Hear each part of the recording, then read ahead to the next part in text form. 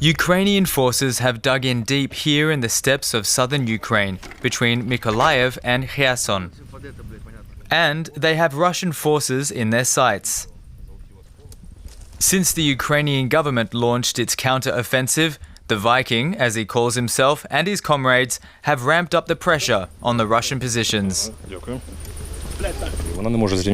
In terms of numbers, our artillery can't measure up to the Russians, but we top them in accuracy and speed. They use entire artillery batteries and spray the area like their grandfathers did in the Second World War. We move 2 or 3 pieces into position, shoot in a targeted way, and then pull back. Their objective is to take back Kherson, a city currently under Russian occupation. Anastasia Borisova fled from the Kherson area just recently. Now she's in Odessa. Aid organizations have collected donated clothing for the refugees. There are some 150,000 of them in the port city. Anastasia held out under the occupation for months, till the ever-present fear became too much for her. Along with Russian military hardware in the city with Z markings, we suddenly began seeing equipment with a V symbol on it. That's when we realized that troops were being redeployed here from other places, and that there would be a huge battle. And we didn't want to go through that. But the fighting isn't the only thing that prompted her to flee. Her hometown, Nova Kakhovka, has become a virtual ghost town. She hardly ever ventured outdoors.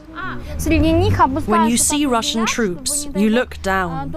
If you make eye contact, they say, "You're looking like you know something," and then they might take you. Whenever they took people away, their relatives would search for them desperately. Some came back, others didn't. Every day, more refugees arrive in Odessa from the occupied areas. The journey is a dangerous one, but not only because of the fighting. The Russian checkpoints let very few vehicles through.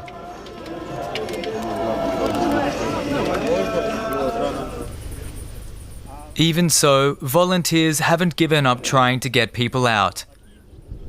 We met with one of them, but we can't show her face. There are far more troops than before. It feels like there's a checkpoint under every tree, and there are more snipers in the buildings. We used to be able to move freely around Kherson. Nobody paid attention to us. But now, we wouldn't dare to go to the city center. As it happened, Anastasia fled just in time. Shortly afterwards, her apartment was hit. Neighbors sent her photos of it. For now, she and her children are trying to settle back into a semblance of normalcy. But even a door slamming can bring back memories.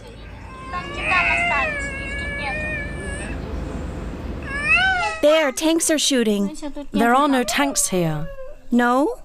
No, there were tanks back home. There aren't any here.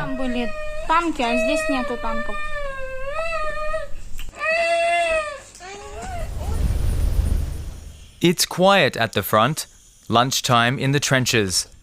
In recent weeks, the Ukrainians have been targeting the Russian supply lines. They've been able to destroy several Russian ammunition depots. The effect is that for a time after the attack, the bombardment calms down, but then the Russians adapt their logistics. They learn the lessons our Western rocket launchers and artillery teach them.